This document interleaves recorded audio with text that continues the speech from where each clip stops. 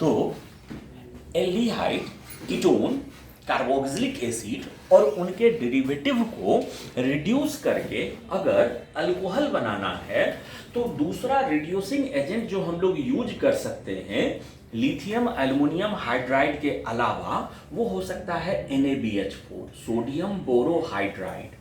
बेटा sodium borohydride भी बिल्कुल वैसा ही रिड्यूसिंग एजेंट है जैसा होता है लिथियम एल्युमिनियम हाइड्राइड। हाँ, ये थोड़े कम रिएक्टिव होते हैं, इनके H- आयन उतने रिएक्टिव नहीं होते हैं जितने रिएक्टिव होते हैं किनके, लिथियम एल्युमिनियम हाइड्राइड के। ठीक है, ये थोड़ा कमजोर रिड्यूसिंग एजेंट है in comparison to lithium aluminium hydride. जानते हो बेटा, यह इन सब को रिड्यूस कर लेता है, एक्सेप्ट ये इन सब में से दो को रिड्यूस नहीं कर पाता है, और नहीं रिड्यूस कर पाता है कार्बोक्सिलिक एसिड को एंड ईस्टर को। इन दोनों को रिड्यूस नहीं कर पाता है।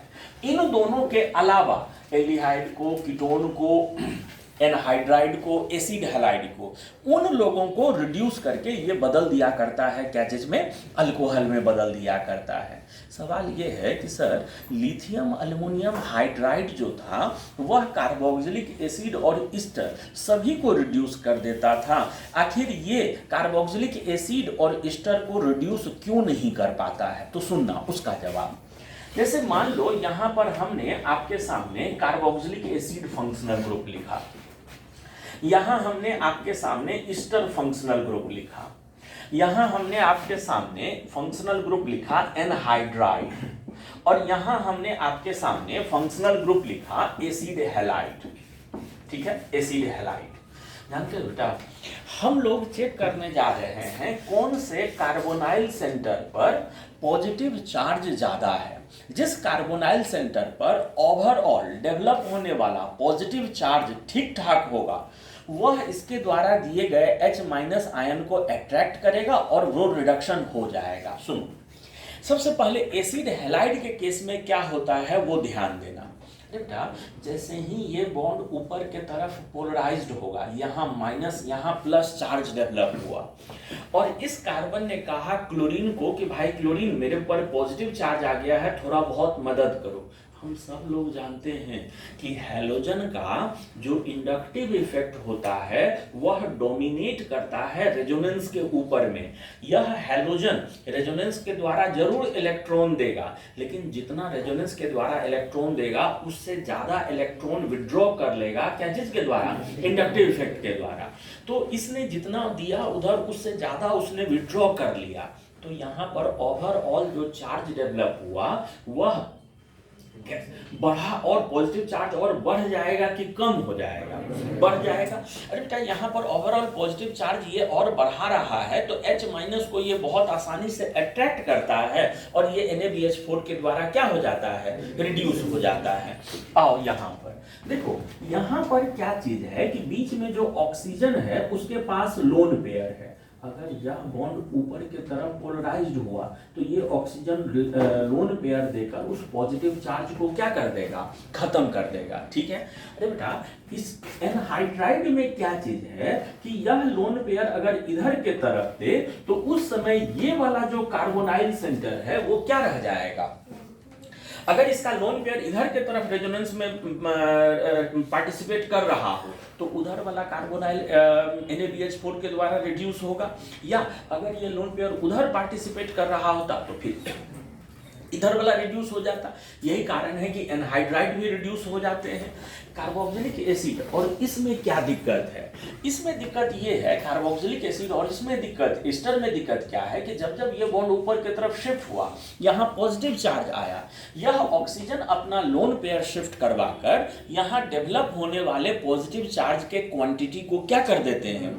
कम कर देते हैं, घटा देते हैं।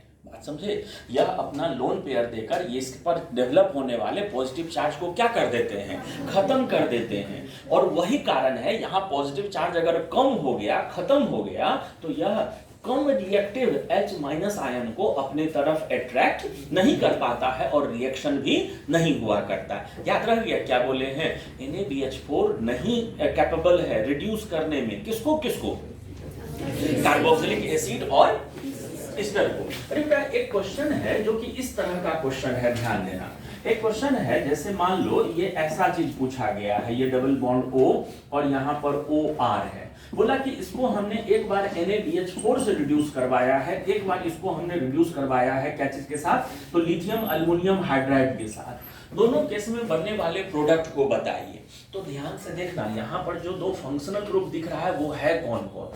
तो यहाँ पर फंक्शनल ग्रुप जो दिख रहा है, एक ये है कीटोन, और इसको अलग से मत देखना, ये एज ए होल कौन सा फंक्शनल ग्रुप है, ईस्टर।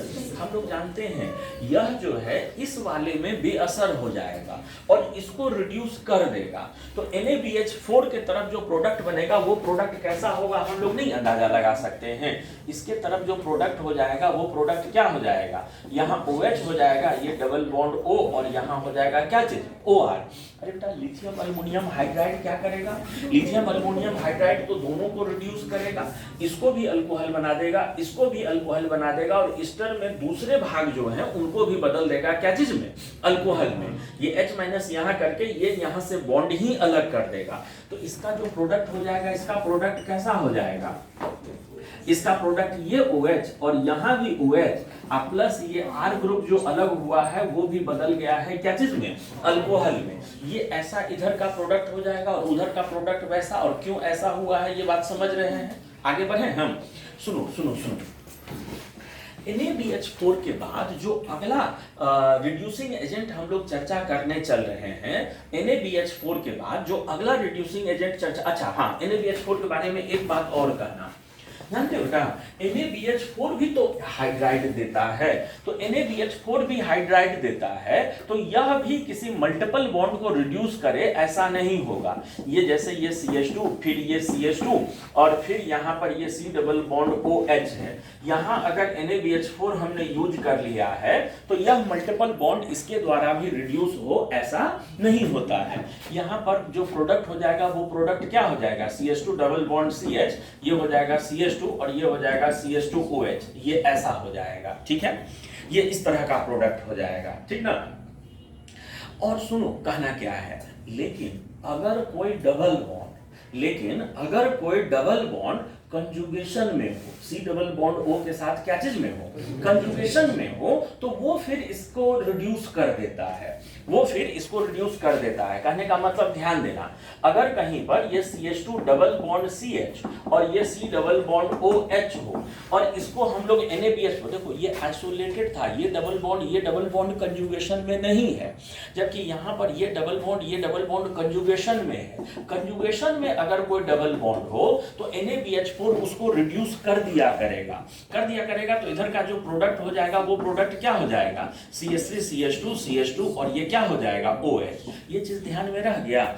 आइसोलेटेड डबल बॉन्ड जो होंगे, जो इस C डबल बॉन्ड O के साथ कंजुगेशन में नहीं है, वह NaBH4 के द्वारा रिड्यूस नहीं होंगे, लेकिन कंजुगेटेड जो डबल बॉन्ड होंगे वो NaBH4 के द्वारा आसानी से रिड्यूस हो जाया करेंगे। इतना चीज समझ में आ गया, ये चीज। आगे बढ़ते हैं हम लोग।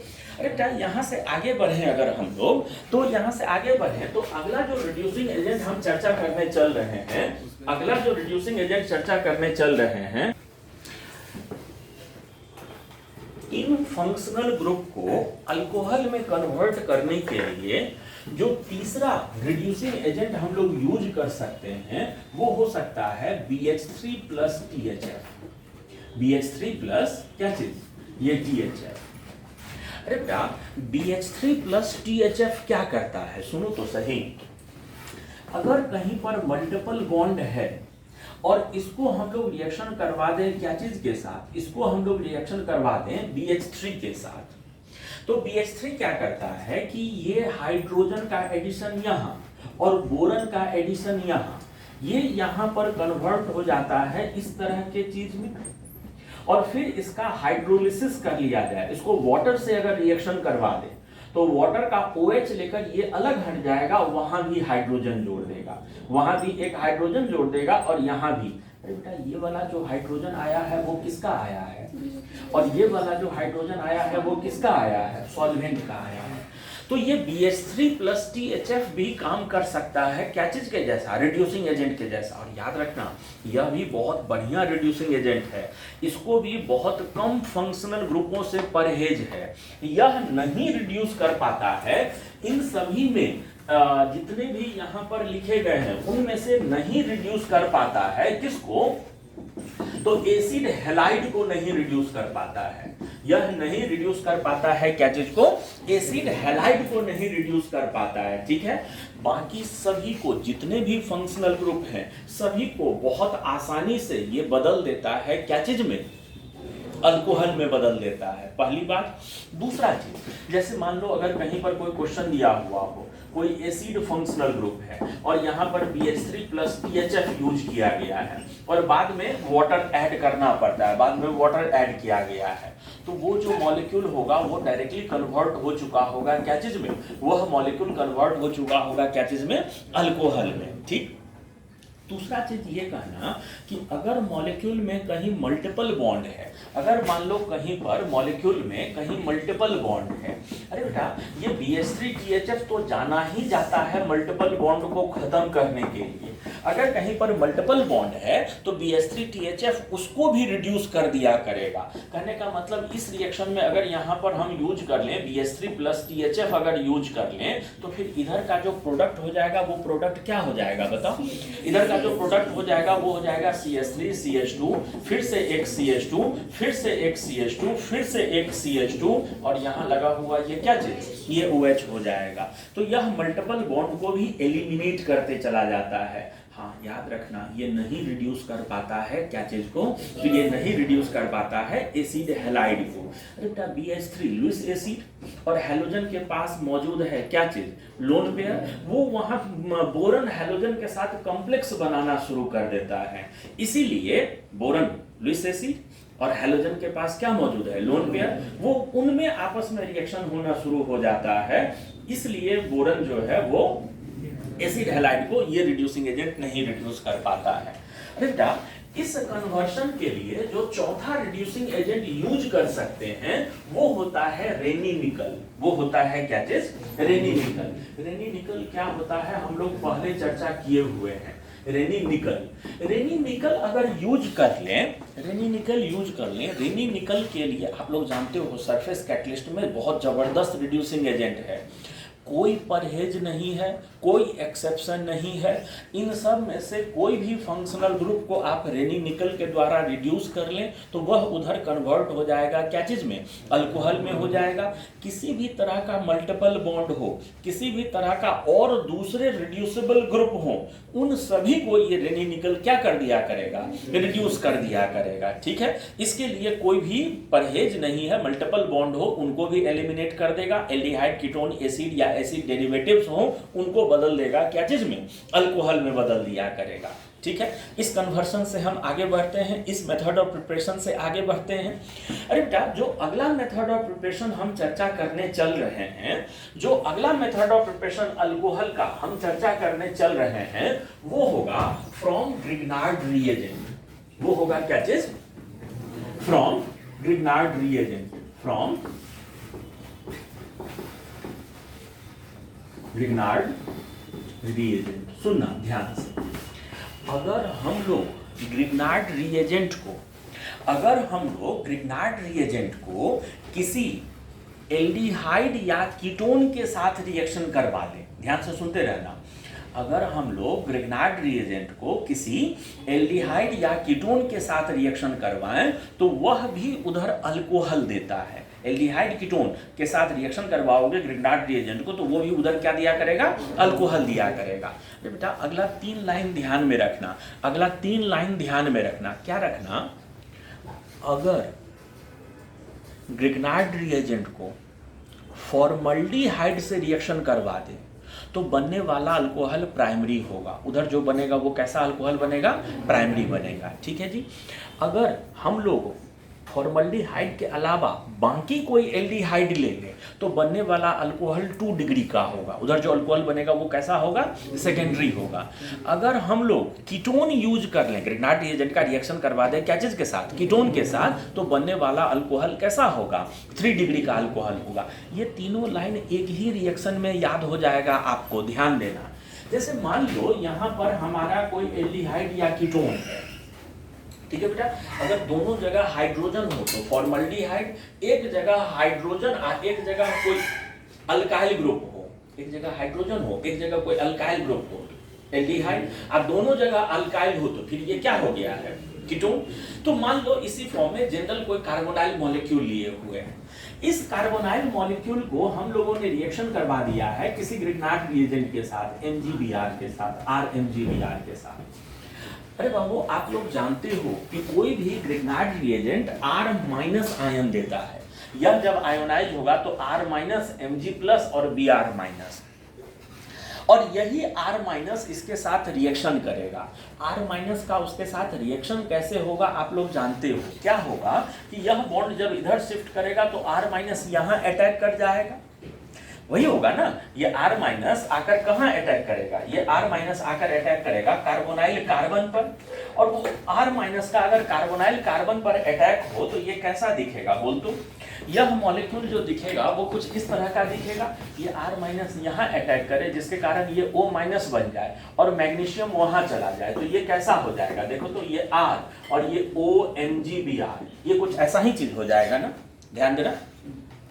अच्छा, अब इसका हम लोग हाइड्रोलिसिस कर लें, इसको हम लोग अगर वाटर से रिएक्शन करवा दें तो वाटर का OH लेकर वो MgOH Br बन जाएगा, और वाटर का H लेकर ये क्या चीज में कन्वर्ट हो जाएगा, OH R, और उधर वाला पार्ट जो वो निकला है वो क्या बनकर निकला है, MgOH और Br बनकर निकला है। बेटा ध्यान दे, अगर यहाँ दोनों जगह हाइड्रोजन होता, अगर दोनों जगह यहाँ क्या होता, हाइड्रोजन होता, तो यहाँ भी दोनों हाइड्रोजन होता, तो यहाँ भी दोनों हाइड्रोजन होता, तो फिर बनने वाला ये अल्कोहल कैसा हो जाता, RCH2OH, कैसा अल्कोहल हो जाता, प्राइमरी अल्कोहल, क्योंकि जिस कार्बन से OH लगा हुआ है उसके पीछे सिर्फ एक अल्काइल ग्रुप लगा है।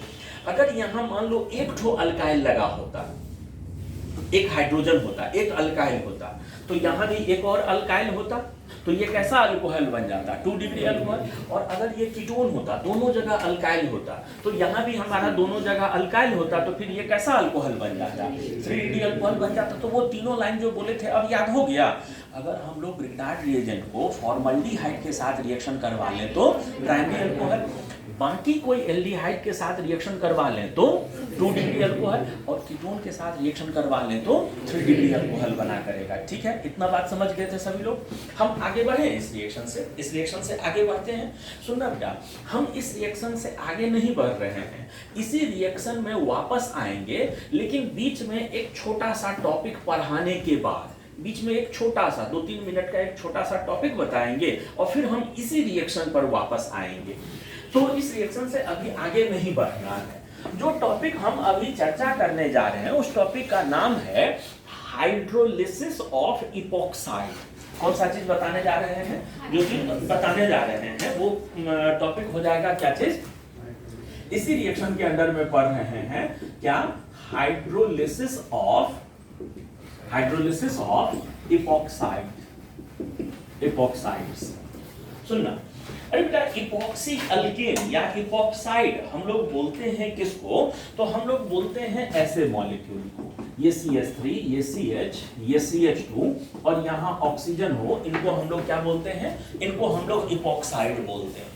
जानते हो, इनको हाइड्रोलाइज करवाना है, इनको वाटर के साथ रिएक्शन करवाना है, इनका वाटर के साथ रिएक्शन अद्भुत होता है, इनका वाटर के साथ रिएक्शन जो होता है वो बहुत ही अजीब होता है। इनको अगर हम लोग वाटर के साथ रिएक्शन करवाएं अल्कलाइन मीडियम में, बेस को लेकर ये वाटर के साथ रिएक्शन करवाएं अल्कलाइन मीडियम में, तो रिएक्शन का मैकेनिज्म जो होता है वो SN2 होता है। इनको अगर अल्कलाइन मीडियम में रिएक्शन करवाएं तो रिएक्शन का मैकेनिज्म कौन सा होता है, SN2। लेकिन अगर इनको हम लोग एसिडिक मीडियम में हाइड्रोलिसिस करवाएं तो फिर रिएक्शन का मैकेनिज्म होता है mixture of SN1 and SN2। यहां पर जो होता है वो कैसा हो जाता है, ये मिक्सचर ऑफ SN1 एंड ये SN2 हो जाता है। ध्यान दिए, अजीब चीज यहाँ क्या है, अरे कोई भी रिएक्शन होगा या तो SN1 से हो या तो SN2 से हो, तो बेसिक कंडीशन में तो कोई दिक्कत नहीं है, रिएक्शन प्योरली SN2 मैकेनिज्म से हो रहा है। सारा झंझट है किस तरीके में, एसिडिक कंडीशन में। जब हम लोग इपॉक्साइड का हाइड्रोलिसिस करवाते हैं एसिडिक कंडीशन में, तो हाइड्रोलिसिस का जो मैकेनिज्म होता है वो कैसा हो जाता है, वो न तो पूरा तरह से SN1 होता है न तो पूरी तरह से SN2 होता है। कुछ कुछ प्रॉपर्टीज दोनों का, कुछ कुछ गुण दोनों के एब्सेंट होते हैं। अब आप समझिएगा पूरा ध्यान से, पहले हम लोग इसी पर चर्चा करते हैं, ध्यान देते रहना। पहले एसिडिक कंडीशन के होने वाले हाइड्रोलिसिस पर ही बात कर लेते हैं। अरे बेटा, इसको हम एसिडिक कंडीशन में रिएक्शन करवाएं, माने इस मॉलिक्यूल को किसी सॉल्वेंट में घोलकर बाहर से एसिड ऐड करें। आप ही लोग बताओ, अगर इस मॉलिक्यूल को एसिड के कांटेक्ट में लाएंगे तो H+ के लिए सबसे ज्यादा अट्रैक्टिव स्पॉट कौन सा होगा, इस पूरे मॉलिक्यूल में H+ के लिए सबसे ज्यादा अट्रैक्टिव स्पॉट कौन सा होगा? एक ही तो हो सकता है, ऑक्सीजन का लोन पेयर। तो ऑक्सीजन के लोन पेयर पर H+ का अटैक करवाओ। अरे बेटा, ऑक्सीजन के लोन पेयर पर अगर H+ का अटैक करवाते हैं तो ये स्पीसीज कैसा दिखेगा? ये स्पीसीज कुछ इस तरह का दिखेगा। सुन लो ना। अरे बेटा, यहाँ पर एक बात समझ, ये ऑक्सीजन पर कैसा चार्ज आ गया है? पॉजिटिव। ऑक्सीजन एक तो यूं ही बहुत इलेक्ट्रोनेगेटिव, पीरियोडिक टेबल का दूसरा सबसे ज्यादा इलेक्ट्रोनेगेटिव, और ऊपर से कैसा चार्ज? Positive charge. यह क्या करेगा कि इस बॉन्ड और इस बॉन्ड के इलेक्ट्रॉन क्लाउड को बहुत जबरदस्त तरीके से अपने तरफ खींच लेगा। नहीं, ये दोनों बॉन्ड के इलेक्ट्रॉन क्लाउड को बहुत ज्यादा एक्सटेंट में अपने तरफ विड्रॉ कर लेगा, जिसके कारण इस बॉन्ड के जो पीछे में छोटा वाला लोब होगा, हर बॉन्ड के पीछे में छोटा वाला लोब होता है ना, ये बात समझते हो ना? जैसे कोई भी सेंटर का ऑर्बिटल तो दोनों तरफ होता है, लेकिन वो ऑर्बिटल अगर एक तरफ बॉन्ड बना ले तो फिर ये अपना इलेक्ट्रॉन क्लाउड उधर देगा कि इधर बचा के रखेगा, अधिकतर इलेक्ट्रॉन क्लाउड उधर भेज देता है। तो दूसरे तरफ वाला लोब जो होता है वो सिकुड़ कर क्या हो जाता है? बहुत छोटा हो जाता है।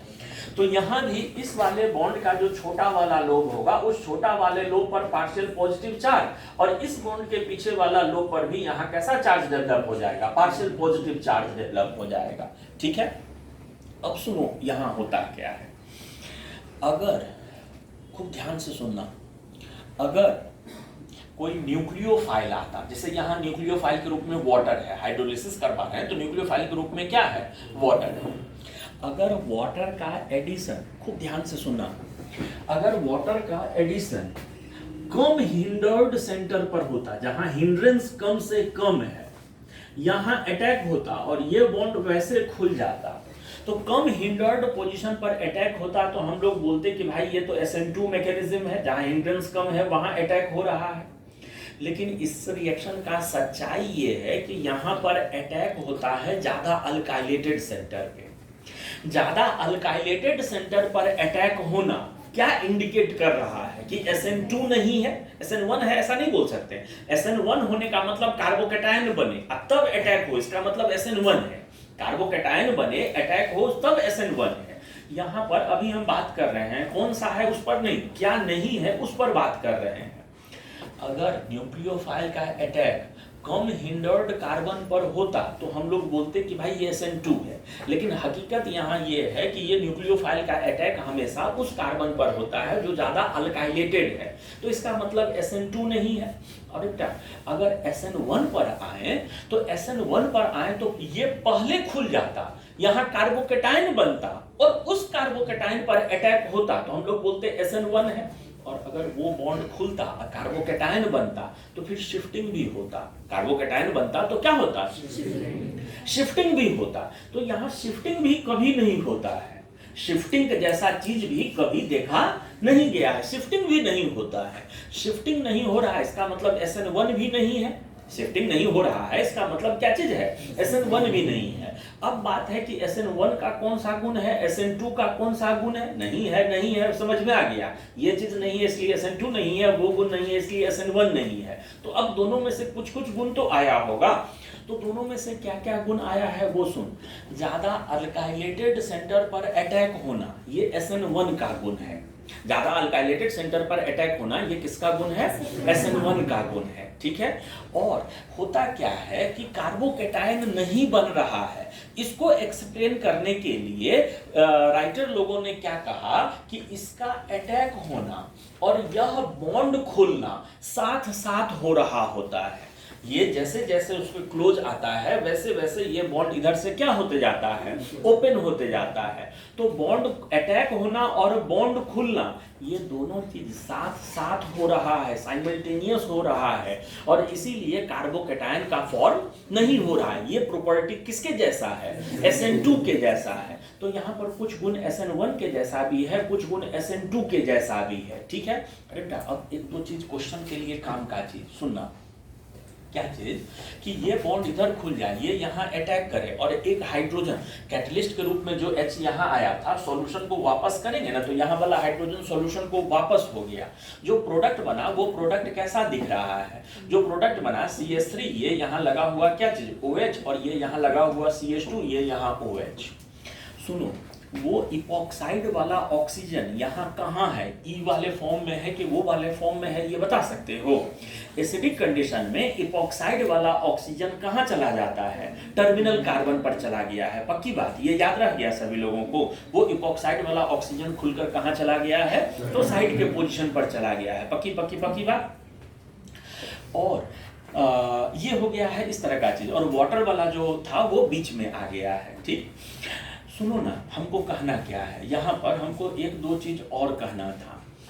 इस तरह के रिएक्शन का हम लोग पहले भी कई बार यूज कर चुके हैं, ये ऐसा नहीं है। ये हम लोग समझे अभी हैं कि जब हम लोग एसिडिक कंडीशन में इपॉक्साइड का हाइड्रोलिसिस करवाते हैं तो वहाँ का मैकेनिज्म जो होता है वो कैसा होता है, मिक्सचर ऑफ SN1 और SN2 होता है। लेकिन ऐसा नहीं है कि इसका यूज हम पहली बार किए हैं। बेटा आप लोगों को याद है, क्या चीज याद है, तो आप लोगों को याद है halogenation of alkene, halogenation of क्या चीज, अल्कीन। जैसे कोई एल्कीन ले ले, ध्यान देना, जैसे कोई एल्कीन ले ले और इसको हैलोजन से रिएक्शन करवाओ तो क्या होता था, सबसे पहले ये आकर यहाँ 3 मेंबर्ड एक साइक्लिक रिंग बनाता था। सबसे पहले ये यहाँ क्या होता था, 3 मेंबर्ड एक साइक्लिक रिंग, इस तरह का साइक्लिक इंटरमीडिएट बना लेता था।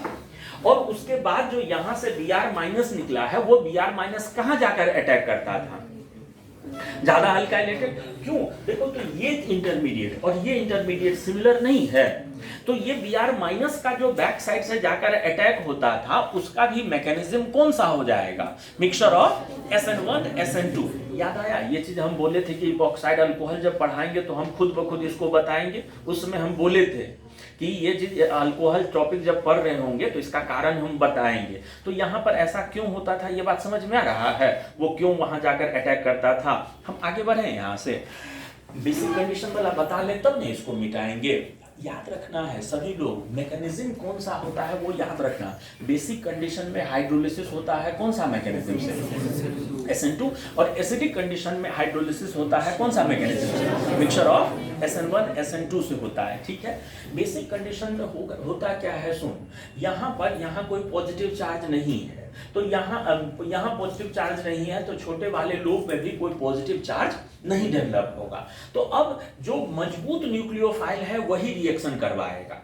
ये कार्बन किसी को बुला नहीं रहा है, न्यूक्लियोफाइल को रिएक्शन करने की बहुत अगर आतुरता है, बहुत जल्दबाजी है तो वो जाकर वहां अटैक करे, वरना वो कार्बन किसी को बुला नहीं रहा क्योंकि उस कार्बन पर कोई चार्ज मौजूद नहीं है, ठीक है बेटा। अच्छा एक चीज बताओ, ये इलेक्ट्रोनेगेटिव तो है, पॉजिटिव चार्ज नहीं है, इलेक्ट्रोनेगेटिव तो है, हल्का सा बॉन्ड को तो अपने तरह विड्रॉ करके रखेगा, इलेक्ट्रोनेगेटिव होने के कारण हल्का सा बॉन्ड तो विड्रॉ करके रखेगा। वो जो हल्का सा स्लाइटेस्ट बहुत कमजोर छोटा सा चार्ज डेवलप होगा वो यहाँ ज्यादा होगा कि यहाँ ज्यादा होगा, अरे बेटा यहाँ जो पॉजिटिव चार्ज होगा ये मिथाइल इलेक्ट्रॉन पुश करके उसको और कम कर देगा। तो तो जो चार्ज डेवलप होगा वो ज्यादा कहां पर होगा, तो इसका अट्रैक्शन अगर होगा तो किधर के तरफ होगा, उधर के तरफ होगा। तो यहाँ पर यह OH माइनस जो होता है ये OH माइनस यहाँ जाकर अटैक करता है, ठीक है। OH माइनस का अटैक अगर उस कार्बन पर हो, OH माइनस का अटैक अगर उस कार्बन पर हो तो ये कैसा चीज बन जाएगा, देखो ये OH माइनस जो है, यह OH माइनस यहाँ जाकर अटैक किया, ये बॉन्ड खुल गया दोनों साथ साथ, इसलिए SN2 हो रहा है, कम हिंडर्ड पोजीशन पर अटैक हो रहा है इसलिए ये SN2 है। ये यहाँ खुल गया, ये इधर की तरफ आ गया, और बाद में जो सॉल्वेंट है वो सॉल्वेंट ये जो खुलेगा तो ये O माइनस हो जाएगा, और O माइनस को एक हाइड्रोजन देकर उसको वो क्या चीज में बदल लेगा, CHOH, और इसको ये बदल देगा क्या चीज में, CH2OH में। एक बात ध्यान दे, बेसिक कंडीशन में इपॉक्साइड वाला ऑक्सीजन कहाँ गया,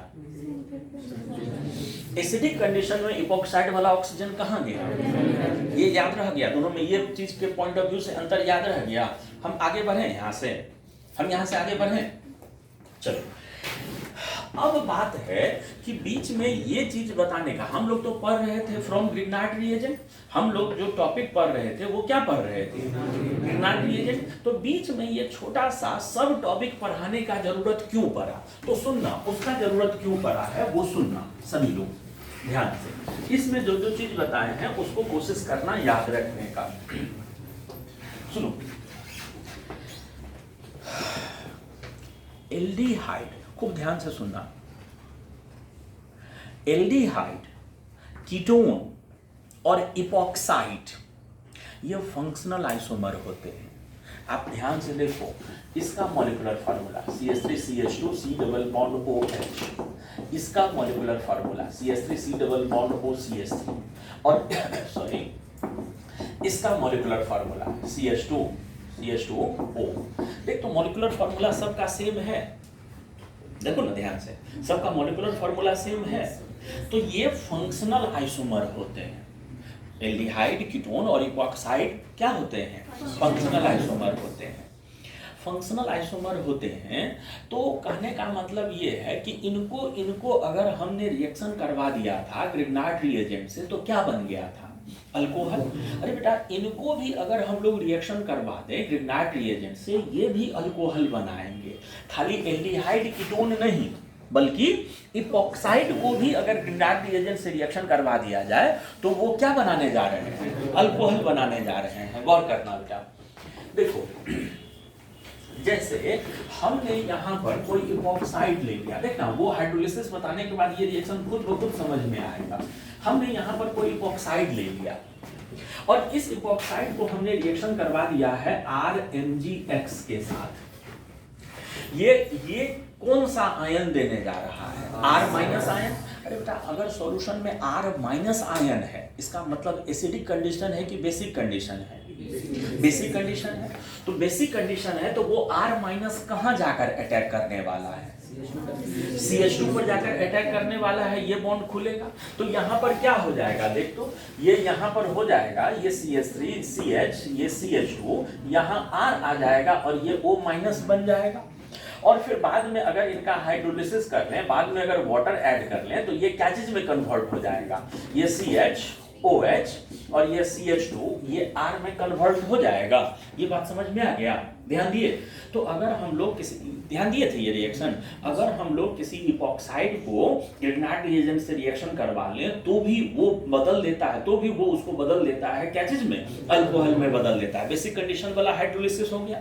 सुन ना बेटा, वो रिएक्शन याद है जो इससे पहले हम लोग चर्चा कर रहे थे, इससे पहले जो रिएक्शन हम चर्चा कर रहे थे that was about reduction of aldehyde ketone acid derivatives. Have a look please. अगर मान लो हमने कोई इपॉक्साइड ले लिया है, अगर हमने कोई क्या ले लिया है, इपॉक्साइड, और इसको हमने लिथियम अल्युमिनियम हाइड्राइड के द्वारा रिड्यूस कर दिया है LiAlH4 के द्वारा, ठीक है। इसके H माइनस आयन बहुत रिएक्टिव है, बहुत रिएक्टिव है, तो वो क्या करें, H minus ion again condition is basic, तो वो फिर से आकर यहाँ अटैक करेंगे, ये बॉन्ड ओपन हो जाएगा, ठीक है, ये फिर से आकर अटैक करेंगे, ये बॉन्ड ओपन हो जाएगा। अरे बेटा यहाँ भी अगर बाद में फिर हाइड्रोलिसिस भी कर लें, सेकेंड स्टेप में फिर हाइड्रोलिसिस भी कर लें, तो यहाँ का जो प्रोडक्ट हो जाएगा वो प्रोडक्ट क्या हो जाएगा, ये OH और ये हो जाएगा यहाँ क्या चीज CH2 और एक हाइड्रोजन लगा हुआ, माने CH3 खाली समझाने के लिए उसको अलग से दिखाए हैं। यहाँ पर इस कार्बन पर जो हाइड्रोजन आया है वो किसने प्रोवाइड करवाया है, यहाँ पर जो हाइड्रोजन आया है वो प्रोवाइड करवाया हुआ है लिथियम एल्युमिनियम। तो कहना ये है हमको कि अगर हम लोग इपॉक्साइड को ग्रिग्नार्ड रिएजेंट से रिएक्शन करवा दें या इवन रिडक्शन भी करवा दें तो वो भी प्रोवाइड करवाता है क्या चीज, अल्कोहल प्रोवाइड करवाता है। ये पूरा रिएक्शन का कहानी समझ में आ गया। इस रिएक्शन से हम आगे बढ़े। अरे बेटा आगे जो रिएक्शन हम लोगों को बढ़ना है, अब जो रिएक्शंस हैं अल्कोहल के प्रिपरेशन में वो आसान है। अगला जो मेथड ऑफ प्रिपरेशन हम चर्चा करने चल रहे हैं वो होगा फ्रॉम प्राइमरी एमीन। अगला जो मेथड ऑफ प्रिपरेशन अल्कोहल में हम चर्चा करने चल रहे हैं वो होगा क्या चीज, तो फ्रॉम प्राइमरी अमाइन। बेटा ये रिएक्शन बहुत से लोग भूलने लगते हैं। ये रिएक्शन खास तौर पर जितने भी लोग हो जो 12th में हो वो लोग जरूर से ध्यान में रखना। कन्वर्शन में ये रिएक्शन बहुत कारगर साबित होता है। कन्वर्शन देखने में पहली बार लगेगा कि हाय रब्बा ये कैसे हो सकता है, लेकिन इस रिएक्शन के मदद से बड़े आसानी से हो जाता है। आप ध्यान से सुनना हम क्या बोल रहे हैं। अगर किसी प्राइमरी एमीन को HNO2 के साथ रिएक्शन करवा दे, नाइट्रस एसिड HNO2 के साथ रिएक्शन करवा दे एसिडिक मीडियम में, तो वह भी अल्कोहल में कन्वर्ट कर देता है। वो भी उसको कन्वर्ट कर देता है क्या चीज में, अल्कोहल में कन्वर्ट कर देता है। याद हो गया हम क्या बोले हैं। अगर किसी प्राइमरी एमीन को रिएक्शन करवा दे, HNO2 के साथ रिएक्शन करवा दे एसिडिक मीडियम में, तो वो भी उसको बदल देता है क्या चीज में, अल्कोहल में बदल देता है। ठीक है, रिएक्शन कैसे होता है वो सभी लोग ध्यान देंगे। आपको याद है डाइजोटाइजेशन रिएक्शन? डाइजोटाइजेशन रिएक्शन याद है आप लोगों को? प्राइमरी एमीन को अगर रिएक्शन करवा दे HNO2H+ के साथ तो डाइजोनियम सॉल्ट बन जाता है। ArSN1 में चर्चा किए थे। सुनो, यहाँ होता वही चीज है। खूब ध्यान से देखना सभी लोग सामने, खूब ध्यान से सभी लोग सामने देखना। जैसे अगर मान लो कहीं पर कोई प्राइमरी एमीन हो, रिएक्शन भी बताएंगे फिर उसका मैकेनिज्म भी बताएंगे, ध्यान देना। इसको अगर हम लोग रिएक्शन करवा लें यहाँ H+ नहीं, इसको अगर रिएक्शन करवा लें क्या चीज के साथ, तो इसको अगर रिएक्शन करवा लें HNO2 और H+ के साथ, इसका रिएक्शन करवा लें क्या चीज के साथ, इसका रिएक्शन करवा लें HNO2 या ऐसे ही लिख दो। इसको अगर हम लोग रिएक्शन करवा लें HNO2 और H+ के साथ, तो ये बदल जाता है इधर क्या चीज में, ये इधर बदल जाता है CH3CH2OH में बदल जाता है। रिएक्शन कैसे होता है और उसका मैकेनिज्म क्या है वो सुनना। अरे बेटा इस रिएक्शन के मैकेनिज्म में अभी थोड़ा देर पहले बोले थे ना डाइजोटाइजेशन रिएक्शन इन्वॉल्व है। सबसे पहले होता है क्या कि ये हमारा HNO2 है और इसको जब हम लोग H+ के साथ रिएक्शन करवाएं तो ये H+ आया और इसके लोन पेयर पर अटैक किया और यहाँ से बाहर निकाल दिया क्या चीज को, वाटर मॉलिक्यूल को। ये वाटर मॉलिक्यूल यहाँ से रिमूव हो गया तो ये बन गया नाइट्रोसोनियम आयन में। NO+ is nitrosonium ion. अच्छा, नाइट्रोसोनियम आयन बनने के बाद वो बर्तन में चारों तरफ दिखेगा तो इस तरह के एमीन उसको दिखेंगे।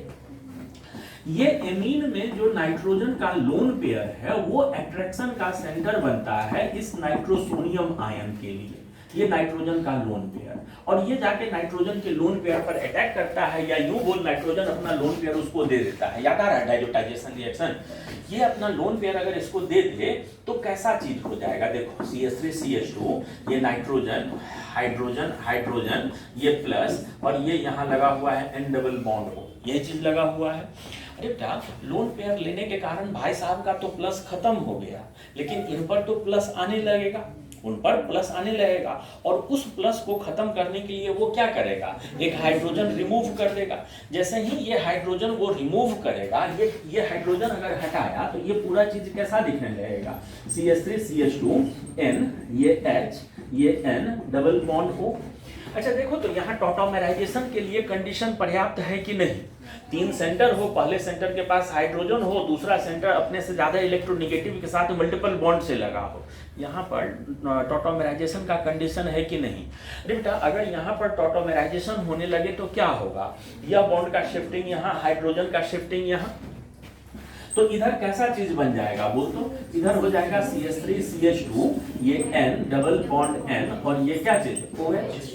अब सुनो क्या चीज, फिर से H+ आए, इसके लोन पेयर पर अटैक करे और इसको वाटर के रूप में यहां से बाहर कर दे, तो वो क्या बन जाएगा? With the loss of H2O अगर डायरेक्ट लिखें तो वो क्या बन जाएगा बोल? तो ये हो जाएगा CH3 CH2 और ये N double bond N plus, यही ना डाइजोनियम आयन हो गया, इसी को ना डाइजोनियम आयन बोलते हैं। ये CH3 CH2 N2 प्लस बोलने लगते हैं, यही डाइजोनियम आयन है। अरे बेटा एक बात बोल रहे हैं, ध्यान रखना आप लोग, अगर कहीं पर एरोमेटिक डाइजोनियम सॉल्ट हो, ध्यान देना, अगर कहीं पर एरोमेटिक डाइजोनियम सॉल्ट हो तो यहाँ ये N2 बनकर तभी निकलता है जब ये इनको हीट किया जाए, हीट करने पर ये इस तरह के चीज में बदल जाते हैं।